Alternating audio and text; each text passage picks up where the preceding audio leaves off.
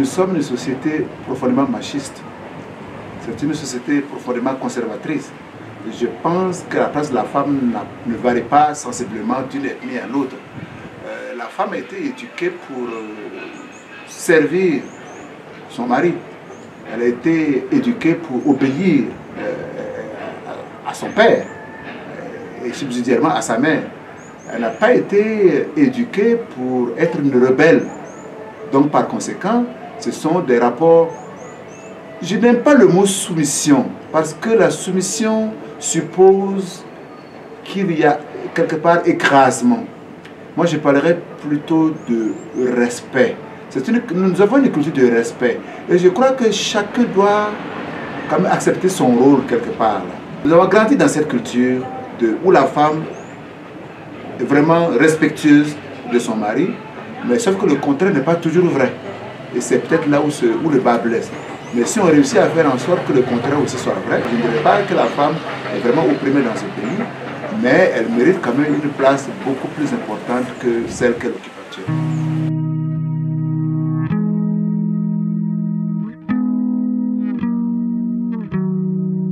Je me suis engagé à faire deux choses pour les femmes. La première des choses, c'est que je vais étonner le monde entier en créant un ministère de la femme typiquement féminin, composé uniquement de femmes, de Madame la ministre à l'agent de liaison. Pourquoi? Parce que le ministère de la femme, pourquoi il ne pourrait pas être géré uniquement par les femmes? Les femmes, elles sont capables. Je voudrais que les femmes montrent aux hommes comment elles peuvent gérer les affaires de l'État à travers ce ministère-là. Et ce ministère-là, s'il est créé, va attirer beaucoup les médias internationaux. Et c'est ainsi que quelque part là, on crée le buzz, et le buzz aussi crée l'économie. C'est bon pour l'image du pays, c'est bon pour l'économie nationale. Et c'est bon pour l'image de la femme au Burkina Faso. La deuxième des choses, j'ai dit que dans mon programme de gouvernement, je vais suspendre le poste de Premier ministre. Comme le poste de Premier ministre est suspendu, mais non pas supprimé, j'ai dit que le 8 mars de chaque année, à 0 heure, je nommerai une femme Premier ministre de Burkina Faso pendant 30 jours.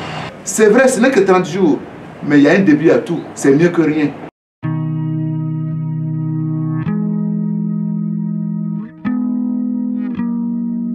Ça commence à la base, ça commence à l'éducation. Si déjà dans la culture africaine, on arrive à comprendre que dans l'héritage familial, qu'une femme a les mêmes droits qu'un homme, c'est déjà un pas important.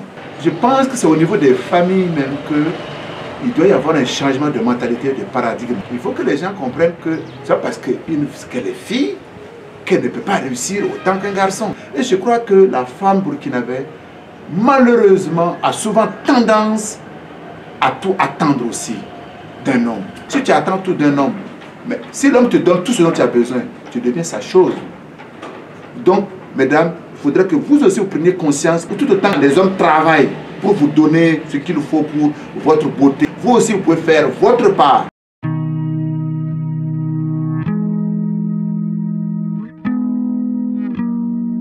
Il faut absolument la cohésion sociale. À l'extérieur, les Burkinabés sont solidaires.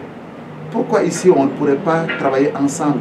Quelle que soit nos origines ethniques, quel que soit l'endroit où on réside, nous sommes tous des enfants de ce même pays-là. Je souhaiterais enfin qu'il y ait moins de corruption dans ce pays. Parce que la corruption gangrène tout le système économique.